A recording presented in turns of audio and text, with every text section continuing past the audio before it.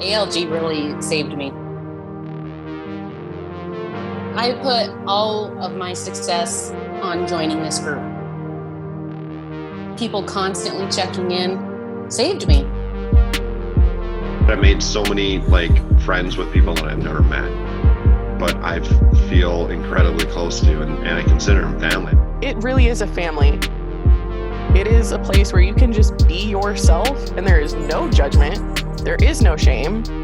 You are so welcome there. Nobody has to be in this alone. Everybody is either going through or has gone through the same thing at one point. Let's do this.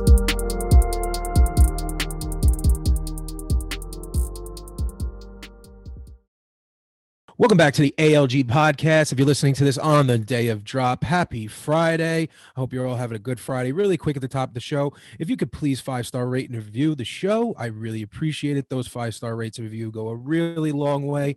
So please help a brother out. Do the damn thing.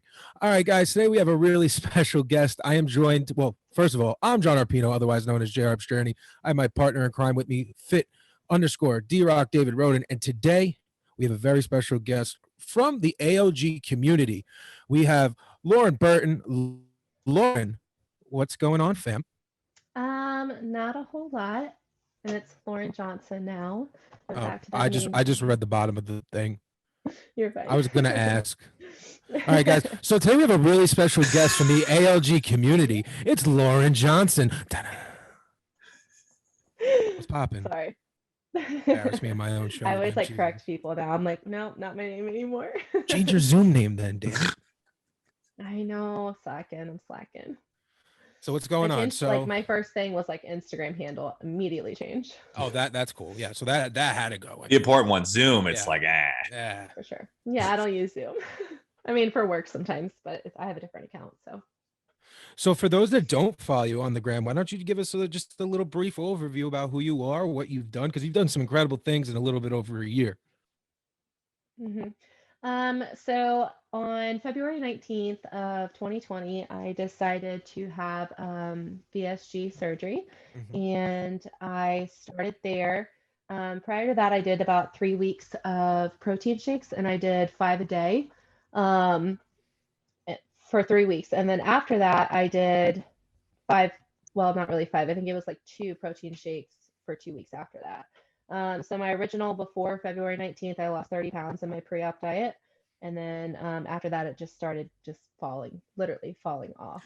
The nutritionalists give you so much information on what you're supposed to eat and how you're supposed to eat it. And you can't really eat real foods for a long time until, your stomach's prepared to be able to have them. Of course. So real quick question. So the protein shakes before and the protein shakes after, that was clinically that was what the doctor told you to do. That wasn't just your choice thing. Yeah, and I think it's really kind of weird because a lot of other doctors say a lot of different things. There are people that I have seen on Instagram were eating eggs right off the bat. My doctor was strictly no, you're not drinking, you're not doing that. You're going to have protein shakes and water, and that's it. Do not go away from that. Their main concern is you have a staple line in your stomach when they do the surgery, and if you put too much pressure on that staple line, it'll actually bust and you'll get you could die from it. Yeah, you'll get septic. So they kind of put that fear into you, you'll be in a lot of pain if you do this. So I was I am not going to stray far from what he tells me to do.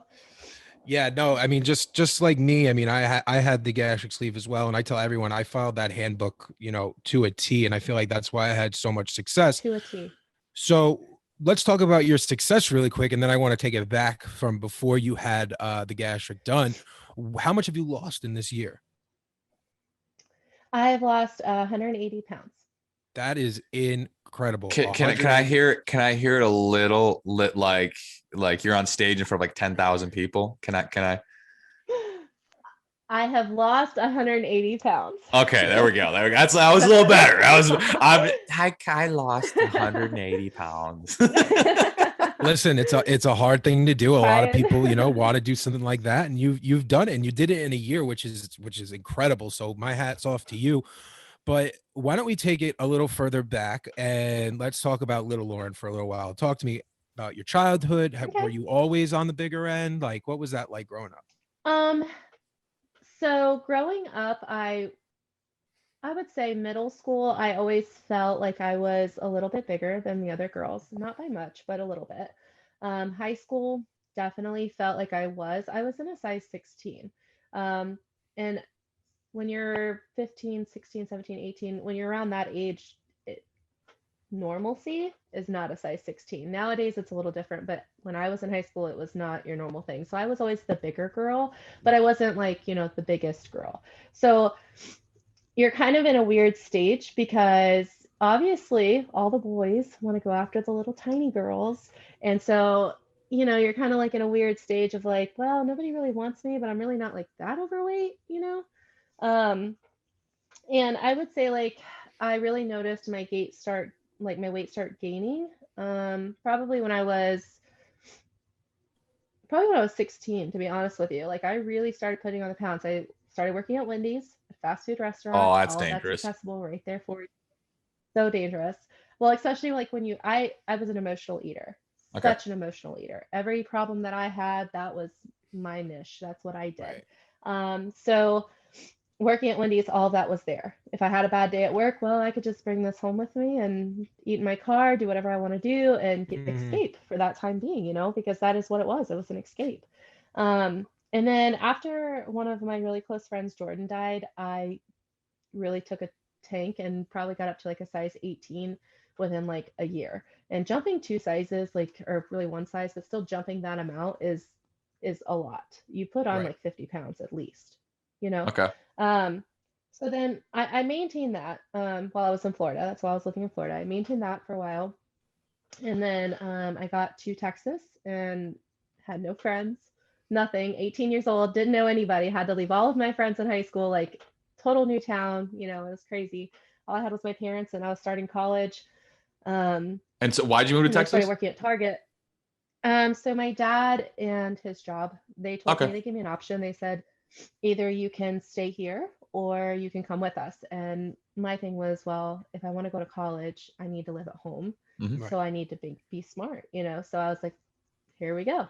I Cool. can't live off of a Wendy's salary in Florida. It wasn't going to happen, Right. So I got here, picked up a job at Target, and started school. Target kind of helped me stay at a size 18, even though I was eating like crap because I was eating my feelings away because I had no one around me. I had no friends. Um, Target kind of maintained that because of all the physical activities that I was doing. Um, and then I ended up meeting my ex-husband in 2013. And I graduated in 2012. So it was literally right when almost right when I moved to Texas, I met him. Got comfortable, gained that happy weight. I didn't get my heaviest by it being happy weight. So as like our relationship progressed and things didn't go the way that they needed to go, that emotional eating started full force. Like I was unhappy, so that was my comfort. That was my getting rid of the anxiety for that little bit. So then that's when I full on got to 390 pounds. Wow. So at your heaviest weight, you were 390. Mm-hmm. Yep. Yep. So when you were kind of making that transition, right? Well, before the transition, when you were younger and you had kind of noticed you were bigger than some of the other girls and whatnot, did you ever kind of, have that conversation with yourself? Maybe I should go on a diet, try one of the fad diets. I should start running. I should do, were you doing anything at all? Or were you just kind of, this is who I am. I'm going to stay this way. It is what it is. Probably not. So I was in marching band, so I was getting a lot of exercise doing that, but like at the end of every set, I would be out of breath. And that was taxing on me. Being the only person really out of breath while you're trying to play an instrument, and then you've got all these people around you, and you're like, wow, this is not even knocking them. This does not matter to them. Right. So I definitely had that mindset, and I would say my mom pushed me a lot. Growing up, she would always kind of make little comments. They were never mean or anything like that. They were always like I'm trying to make you healthier. I want you to live a long time. I don't want to see you go through the pains of being an overweight teenager, because it's hard being an overweight teenager. It is so hard. People are cruel. Yes. So cruel. And how did you I deal had with a lot that? of friends.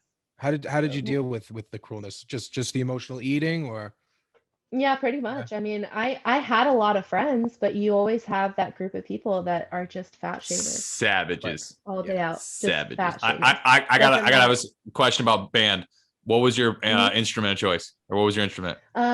Well, so like concert season, I was French horn, and then like they don't make a marching French horn, so you just asked me that. Now I forgot. But it was the marching version of the French horn. Okay, cool. Because so Xylophone. I was in band up until was it ninth grade, and Mhm. being the largest man in the group, can you guess what instrument they made me play? Skin flute. Tuba. Tuba. Okay, John Tuba. Arpino, tuba. I was like, yeah, obviously they give me the tuba, and I'm like, you savages. Like I looked at the band director straight to his face, and I go, it's because I'm fat, isn't it? And he was like, no. Yeah. Yeah, that was the thing for sure. Yep. That was the thing. I wanted to play the saxophone, but I wasn't good enough for band. Anyway, that's a story for another day. I did. I wanted to play trumpet or saxophone. I thought it was the coolest thing ever. But I could totally see you rocking a saxophone. I I'm could not even gonna totally lie. see John Arpino Right? saxophone. thank Oh, you. 100%. For real. Like Ron Swanson in what's the name of the show? Parks and Rec. Never mind. Anyway,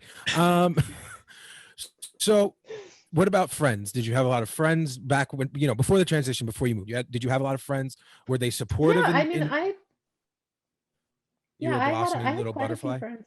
Yeah. Yeah, I mean, I don't like to talk about myself like that, but I mean, I had quite a bit of friends for No, sure. this And is the time that you're allowed to talk. I want you to talk about yourself exactly. Sound the way that pretentious. Yeah. Just be like, I'm the middle of the world, because you are the middle of the world right now. Yeah. No, I had a lot of friends. I'm a very nice person. Just in general, I love to be nice to people. So I didn't really have a hard time because you do have the bigger girls in high school that are the mean girls. In Mhm. all honesty, they're mean. And 100%. it's a deflection thing. I know it's a deflection thing. But I was always the nice one. I was always very compassionate, caring. I have a very big heart. So anytime I get connected with any person, no matter who it is, I love them and I love them very hard. So I really had quite a bit of friends in high school. I wasn't like the most popular person, but I vibed with everybody. There was not a group of people that I did not get along with. I just didn't look at cliques as a thing for me. I didn't like them. So I feel just you. kind of skipped around and did what I wanted. So question: you have reiterated a couple times that food tends to be that stress reliever. What was it? The sweets? Was it the savory? What was the go-to move? I would say I was more savory than Okay. anything. Same, bro. I was not a huge sweets eater. Oh, the sweets, they the didn't taste good. sweets. Well, raised up, we didn't have that in my house. So it was Okay. not something I was used to. We were not allowed to have that kind of things. If we had anything but water, it would be diet sodas or like unsweet tea. I was raised on unsweet tea. Okay. So were your So, I parents mean, strict in that regard? oh, 100%. Yeah. Okay. I like remember in high school, my mom tried this cabbage diet, the cabbage soup diet. See, this is Oh, what the I want cabbage to know. soup diet. Yeah. This is what I'm looking for here. What the The trials South. and It was tribulations? so bad. It Yeah. was so bad. I was like day 2, I was like, what are we doing? It was so awful. And so I did it with her for a little bit. I don't think I even dropped any weight because I don't think I tried that hard. I just went without eating, so my body went into like starvation mode. I love it too. It's like you eat. Oh yeah, let me eat this gross cabbage soup, and then it's like go to Wendy's and get a Baconator, and then You smell those fries, and you're like, okay, this is bullcrap. yeah, this is garbage. Wendy's old Yeah, fries so- were way better. Anyway. Oh, for sure. 100%. So you say that you were the nice girl in school, right? But when you would get home from school and there's no one else around, like what would happen when you just had yourself? In all honesty, I tried to stay away from my house. When I was a teenager, I tried to always be around people. Okay. Just because like, I am an emotional eater, so I try to stay away from those emotions as much as I could. Because I knew I was going down a rabbit hole. I knew it was not healthy. I knew it was not safe. So anything and everything I could do, to a point where I started getting in a lot of trouble as a teenager with my parents. Like I was never in like law trouble or anything like that, but I was constantly out past curfew doing things I probably shouldn't have been doing. So I really tried not to stay home. And if I got home, I would do whatever chores my mom told me to do. I would cook, and then I'd go to bed. I'd just go to sleep. Okay. So you make the transition to Texas, right? And not a lot of people around. How was college for you? How did people treat you in college? So I went to a community college, and it's in a very small town. So I mean, you were seeing so many different types of people at this point. Right. There were older people, younger people, people that are just going for tech school and things like that. So I really didn't talk to a whole lot of people. I just was focused. Like I was, when I put my heart and soul into something, I'm like, I go balls deep. So I was just balls deep into college. Like I don't need to, I don't need to talk to John anybody. immediately laughs. So I'm just like, Leave me alone. Like, I was balls deep. I was like ready to go. How so I deep were didn't- you, Lauren? John, I can't do the first time she said it, John's like, she said it again. She said it again. I gotta That's the say term something. here. Yeah, You 4 know times what? in, I'm just like, all right, hold on. Pause. Oh my Respect it. God. Yeah, Actually, absolutely. no. Oh, hold on. Here's another one for you. My Xbox gamer tag in college, balls deep God. 101.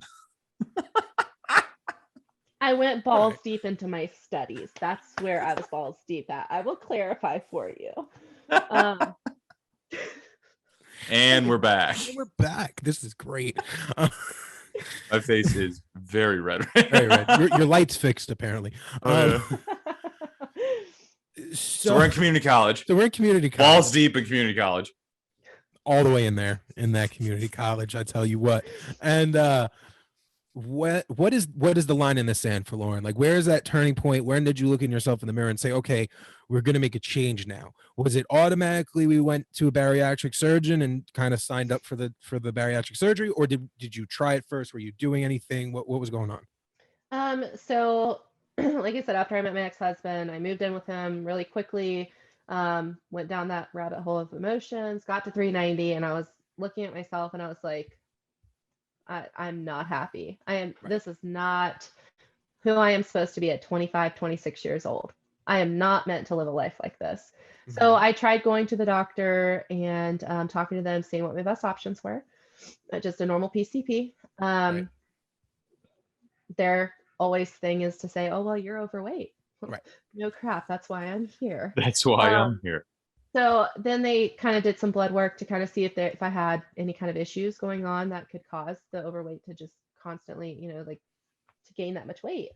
Right. And that's when I found out I had PCOS, which is polycystic ovarian syndrome. It makes you insulin resistant. It messes with your hormones in your body. And they're like, okay, the way to get rid of PCOS is lose weight. But wait a minute. PCOS makes it extremely hard for you to lose weight. Yes. Truth. So at that point, I was like, all right, well, they told me to restrict my carbs and do all this. I even went to like a life coach, like whole shebang. Couldn't stick with it. Couldn't do it. Right. I tried. I did the gym. I tried everything. And I did not have, for whatever reason, I didn't have the mentality. I don't know. That's about it. Was it? So you say you didn't have the mentality. Looking back on it now, saying like now that you went through the surgery route, you lost 180 pounds. You look at that moment of like after the doctor. Would you say it was truly just you hadn't made the decision yet, or would you say that the surgery was truly needed to make the transition possible? Is that you know what I'm saying? Tell anybody 100% the surgery was needed. Okay. And the reason behind that is because all the steps they make you take leading up to the surgery and then all the steps that you take after the surgery make your mind change. They do. If you are told you have to be on those shakes and you're going to die, you stay on those shakes. And then what it does is it breaks your food addiction. Honestly, at that point, you're like, okay, I am feeding to fuel my body. That's what I'm doing because I'm not able to get a lot of nutrients in, and I have to eat what I have to eat in order to walk. I'm so glad that you said that because that's the same exact thought process that I had when I went through the whole experience of having gastric sleeve done, like literally to a T. And I always tell people like gastric sleeve changed my mind more than it did my stomach. Like, yeah, they took the whole 3/4 out, whatever, but it changed up here. Like it helped me break so many food addictions. So many food addictions, so many bad habits. Oh yeah. Sure. Yeah. And it gave me clarity. you know, for the first time in my life, I felt like that brain fog, whether if it was imaginary or not, was totally lifted and gone. And I could just, for the first time, see clearly, like there was a whole new world around me. So I'm glad that, you know, we kind of had the same experience on that. But also I wanted to ask you, before having the surgery and obviously leading up to the surgery, I know that you had mentioned before divorce and whatnot. How was your ex-husband supportive of this process? You know, we don't have to talk about the divorce if you don't want to, but No, I we're just want fine. I'm good. okay. So yeah, go ahead, take it away. Like, just let me know how Um, this affected your weight loss journey and everything. so he was not on board with me getting the surgery. Okay. And I told him I'm getting it done. I And I'm what was and his I reasoning? well, for one, you read everything about the divorce statistics of losing weight. You Mhm. read everything about your spouse changing. The surgery in itself scared him. He was not very good with medical procedures or anything like that. It just terrified him. Um, so he was not very supportive of it. He just would always tell me, well, you know, if you would go to the gym or if you would eat better or if you would do that. And I'm like, you know, if you look at the way that I cook and the way that you were brought up cooking, it's 50 times healthier than what's Mhm. going on with me. But PCOS, and I try to blame it on that, but I also try not to because I Mhm. know it was still me at the Of end of the course. day too. I love the balance. You acknowledge it as a factor, but you don't Right. allow it to become like a demon. Mhm. Correct. So he was not supportive, and I am one. I was raised in the South, so I'm one that doesn't really typically try to go against my husband. We're going to compromise. We're going to figure it out. But that was something I was not going to compromise on. I said, this is my life. This is hurting me. You don't wake Right. up every morning in pain like I do. You don't struggle to walk around the block and chase after your goddaughters like I do. Hunting was becoming so hard. Fishing was becoming so hard. All of those things that I enjoyed and loved doing were becoming near to impossible because I just felt so weighed down, Mhm. Right. so weighed down. So So it he sounds was not. like, shit talk anybody, but it sounds like he had his own insecurity problems going into this as well. Oh, 100%. I think he And was was worried about he? me starting to look better. And I wasn't super big when I met him. I mean, I was not small, but I was not super big when I met him. And he would tell me, well, I would be okay if you got back down to the size you were at when I met you, which was a size 18. And I wish I knew number wise, like what I weighed at that time, but I honestly don't know. Um, but you know, that's kind of where I would like you to stay. So then after I had my surgery, obviously, like I will say this, I will give credit when it's due.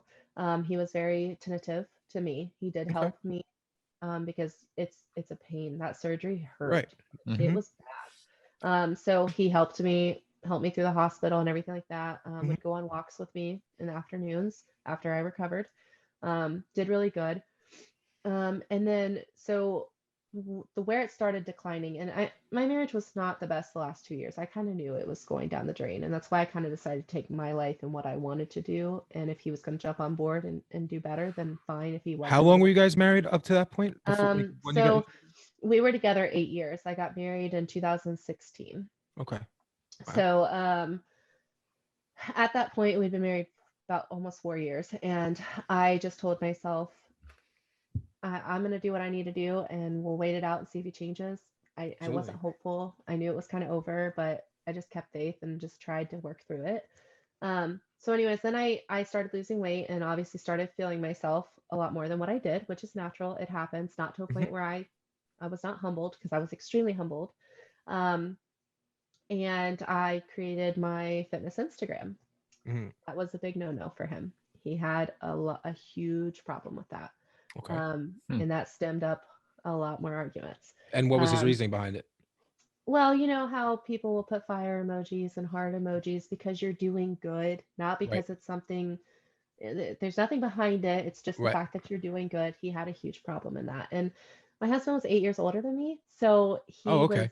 out of the technology, out of that's just not It's like my where mom. My mom will make a like. I'll have a friend, and she'll put like some journal-esque type post on Facebook, and then she'll be like, because she doesn't really use Facebook, but she has one.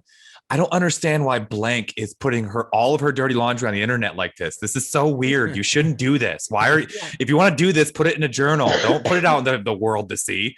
And I'm like, right. Mom, that's our generation. Yeah, for sure it is.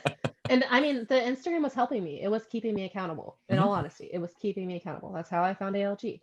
So that kind of created more turmoil and just snowballed. In all honesty, it snowballed, and I found my worth. I found the love that I had for myself and realized, do I think getting divorced at the age 26, 27 was ideal? No, I felt like a failure. It sucked. I felt like I was completely failing everybody. This man had been around my family for 8 years. They all loved him. I was around his family. I loved all of them. So when you divorce, you're not just divorcing from the spouse, you're divorcing from the people as well. I left him with the house. We had a mortgage. We had everything. I left him with everything. I packed up my bags and I moved close to work, an hour away from him. But that me finding myself and realizing what I deserve in life and what I was getting was a huge selling point for me. That's when I said, I'm done. I'm done. I can't do it anymore. And that was post surgery, though. That was in the transformation. But that was quick post surgery, right? So my divorce was final December 1st. We stopped sleeping in the same bed August, September. Okay. Yeah, not too far along after. Mm-mm. Wow. No. Yeah, moving to because I live in DFW. So I was living in Oklahoma. I was driving an hour every day back and forth, and going from a small town to smack dab in the middle of the DFW Metroplex, away from the country, which is everything I love, was a whole thing in itself. People say when you're the one leaving, you don't hurt. That's a lie. That's a lie all day long. You still hurt. You still go through it. So I just picked up my belongings and started hitting the gym even more and just said, I'm living for me now. So finding your worth, talk to me about that. What exactly that means to you? How did you feel? Kind of walk me through that. So when I was heavier, you stop taking pictures. You want to be away from everybody. You don't want to be around people. You don't want them to see that you got that bad. So when I started reintroducing myself to doing the activities that I love, like I love to kayak on the lake and things like that. I live close to a lake. I started really going out and meeting people. And when I was going to the gym, I was meeting friends. I was meeting people on Instagram, and I was meeting up with them in the DFW Metroplex just out on my lunch or something. We'd all go on a lunch or something. So I really started putting myself out there. I was in a little cocoon, and I slowly started breaking out of that cocoon. And then I started realizing, because I put so much of my energy and my love into people, a lot of times you don't get that reciprocated, but you don't get that reciprocated if you allow it. That's the biggest thing I've learned. If you allow that, it doesn't get reciprocated to you. If it doesn't get reciprocated, you don't need them in your life. That's my standpoint. I can't keep focusing and putting energy on people that don't love me or don't value me the same. There's 7 billion people in this world. Right. Sadly, and I put a Facebook or Instagram post up not so long ago. If I'm not a value in you in your life, that's fine. I don't take it personal. I get it. I'm a loud, obnoxious person. I not everyone wants that. That's fine. Right. Very true. Yeah. So, that's kind of where I started finding my self-worth. I started realizing, Lauren, you're not ugly just because you're a little overweight now, or you're overweight. You're not ugly. You're not a piece of crap, because that's pretty much how you feel when you're overweight. You feel like you're worthless. You feel like you don't have anything to live for at that point, So I just started really honestly feeling myself and feeling the love that I was not giving myself and I was giving to others. So I really started focusing on me and focusing on the changes I needed to make, because being a heavier person, I also got very irritable. I was not a pleasant person when I got to my heaviest. And I was like, I looked in the mirror and I was like, A, physically, this is not you. B, mentally, this is not you. You are too kind of a person to allow the weight to do this to you. So when I started making the physical changes, I made the mental. And when I tell you, I have made more of a mental change than I have physical. It's absolutely tremendous. Absolutely. It's always fascinating to me. Like, so on the app, the ALG app, someone recently posted on there. He's new. He put his introduction up and stuff, and he made this comment that this guy's lost a significant amount of weight. I don't know what the number is. But he, like, his 2 main goals, one of them was self-confidence. And I immediately commented, I was like, great. Tell me 5 things you're proud of about yourself. And he's like, I'm like, this is a great place to start. And he's like, he put down 3 and he's like, that's all I got. I was like, great. 2 more to buy this afternoon. And it's just, but it's funny how, like, you can be so, isn't it fascinating that if you extrapolate what you do to yourself onto someone else, you're like, oh, of course, say Sarah's your friend and you treat her like shit, you tell her she's loser, you say you're not worth anything, you think Sarah's going to want to hang around you? Probably not. And then it's like, and you think saying that stuff to yourself is going to make yourself want to hang around you? Right. Probably not. Right. So just getting in that habit of just like, hey, you're a fucking champion. I like you. I'm proud of this. I'm proud of that. Finding those things. That's so huge. So we kind of talked about the mental shift, right? Let's kind of talk about the physical shift as well, because like we've stated before, you know, gastric sleeve is just a tool. It's not an end all be all. It's no silver bullet. So there is actual physical work that needs to, you know, happen.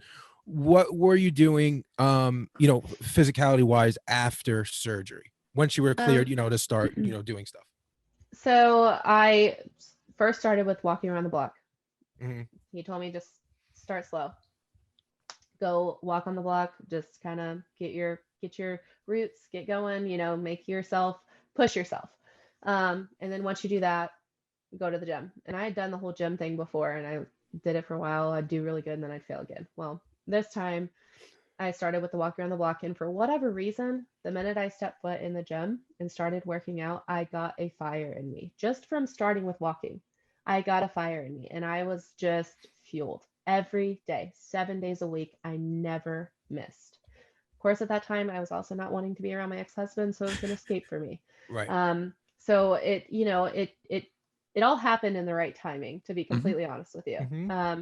So I started going to the gym, would do cardio all day long. I was like the cardio queen. That's all I would do. Stairmaster. That's how I started. Yeah. I respect it. The Stairmaster was always very scary to me when I started in the gym originally. It sucks.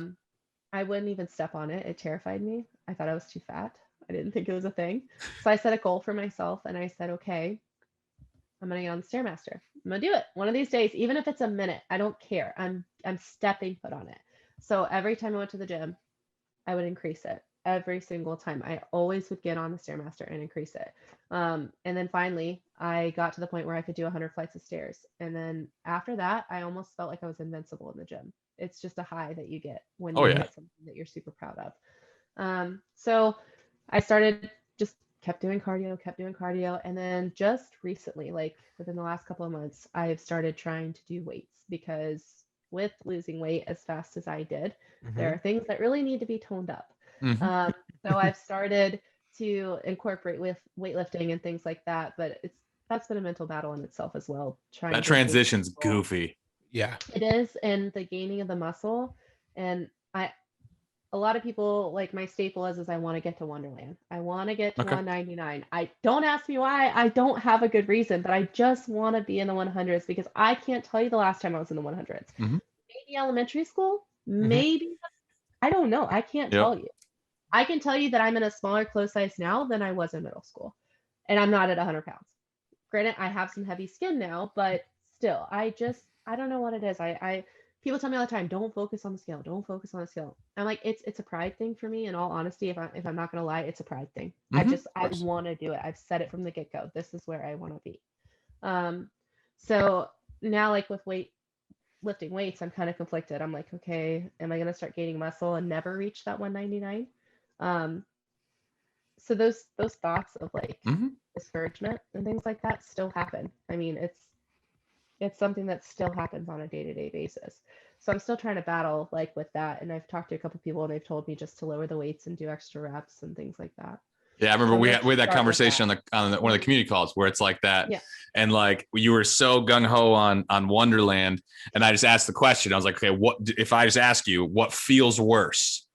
Doing strength training where you're gaining some muscle and your weight is coming off slower to get to Wonderland, or you hit 199, start strength training, you can go back to 200.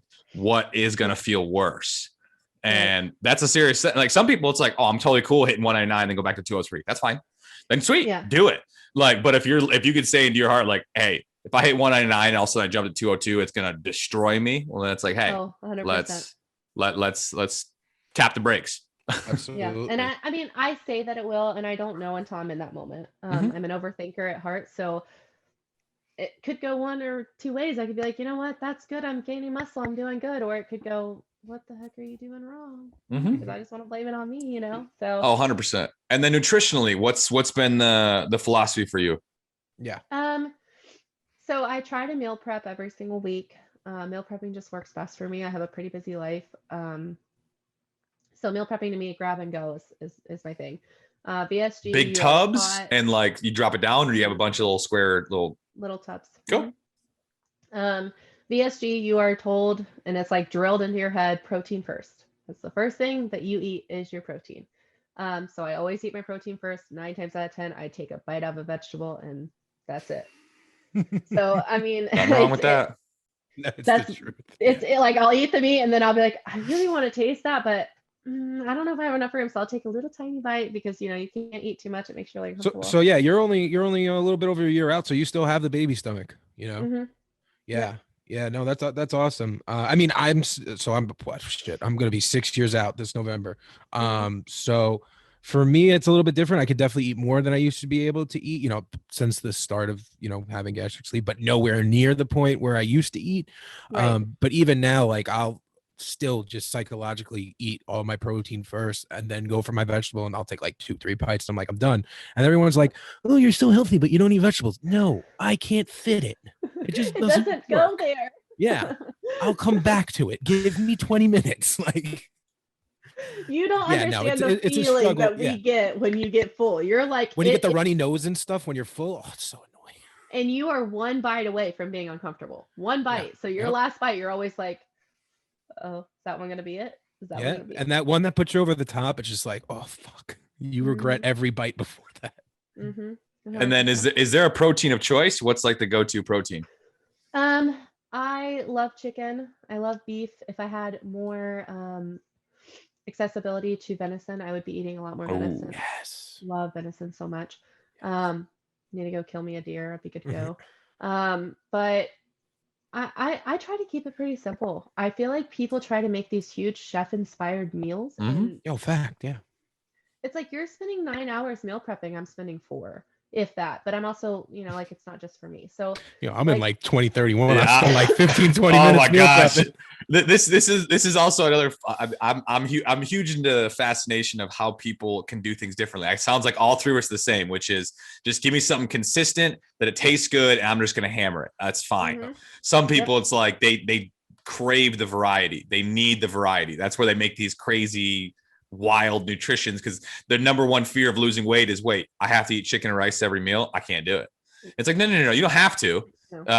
Obviously, for the way I like to live, I like to cook up 4 pounds of chicken, do this, and I'm just like good for 5 days, which is kind of nice. But like, you don't have to do that. Right. So like breakfast, I typically try to keep it easy: turkey, bacon, egg scramble, or I make little egg bites. Okay. Lunch, like this week, was a low carb tortilla and sandwich turkey meat and the Laughing Cow cheese. Nice. Dinner could be anything. I love making pan fajitas, vegetables and protein right there. Pop it in the oven, done. So each week I just had that do tonight. it up, but I just try not to like put too much pressure on myself to make these gourmet meals, because at the end of the day, especially after surgery, food was no longer a pleasure to me. It's just, I mean, sure, I like to have something, every once in a while, have a good fancy meal, fine, but it's no longer every single meal needing that satisfaction. That's always the question I say, which is, do you primarily eat for taste and convenience, or do you primarily eat to fuel your body? Doesn't mean you always have to, right? But you got to primarily eat to fuel your body. Absolutely. That's what I tell myself every time I'm planning my meals. This is to fuel your body. That's all it's for. But America is raised on going out and camaraderie around drinking and eating. Yep. That's what you do to have fun. You go out to eat together. You drink. And the chemicals in the food and all that other fun stuff. The stuff that gets you addicted. Triple extra large. Yeah, exactly. Can I get a Biggie fry? I missed the Biggie size though. I got to be honest with you. The super size? No, Biggie from Wendy's back in the day. Oh yeah. Remember when Wendy's had like the tin foil wrapper and the yellow everything? Yeah, those. Oh my gosh. And then they had the spicy chicken nuggets and they took them away, and then that famous guy got them brought back. Yeah, we all just aged ourselves right there. By the way, I just want to let you all know that. I'm young. So are you we're the same age, I think. Do you weigh out your meals? Um, I probably should, in all honesty, because it would save me money. Right. Because I like look at it and I try to judge what I can eat, and at the end of the day, Mhm. it's still too much. I mean, I'm not overflowing a plate or anything like that, but it's still too much. I'm always bringing home extra, and then I have this whole meal plan. So when am I going to eat that extra? So here's a question for you. And the answer always changes with no matter who I talk to who had gastric sleeve. Would you rather have an abundance of food on your plate knowing you're not going to finish it all? Or would you rather have the exact amount that you could eat perfectly, no pain, nothing, but there's going to be nothing left on your plate? I am conflicted on that. Because it could go both ways for me.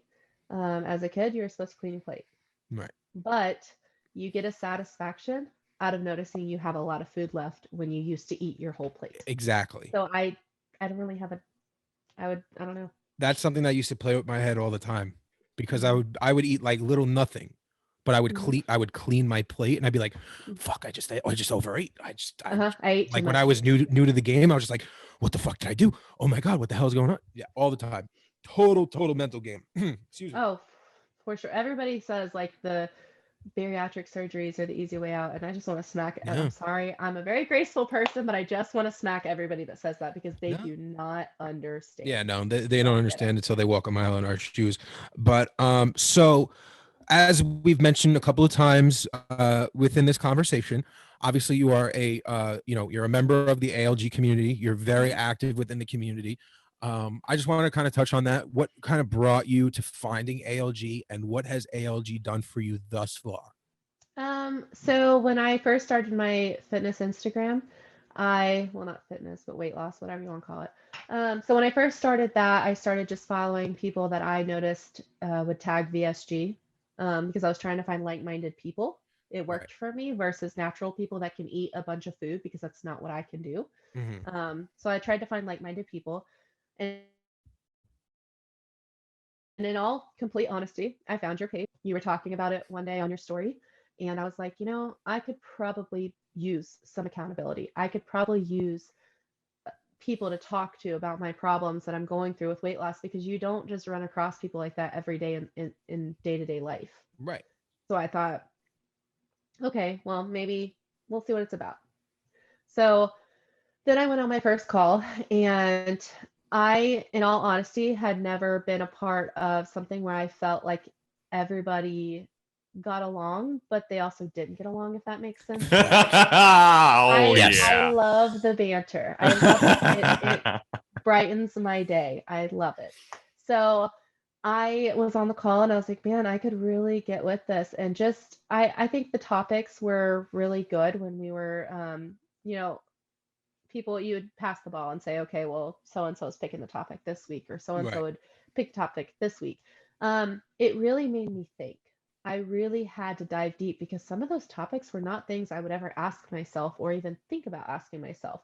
Mhm. So then it kind of started in a way helping me like get through things that I didn't necessarily know that I was going through, if that makes sense. Oh yeah. Absolutely.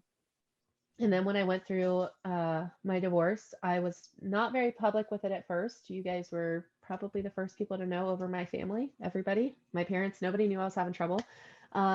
So after I announced it to you guys, everybody in ALG, everyone kind of formed a little cocoon around me and always checked in on me and made sure I was okay. And I'm always the type that's kind of like, I'm good. Leave me alone. Let me get through this. You know what I mean? But it Right. was so nice to know that I had that, in a sense. So honestly, ALG has done a lot for me. It has really made me delve deep into a lot of feelings and things that I didn't know I had about certain things. The calls feel like a family environment, which is nice when you're going through a divorce and you're lonely and you don't really know where to go from here. So you have people to talk to and just get your mind off of things.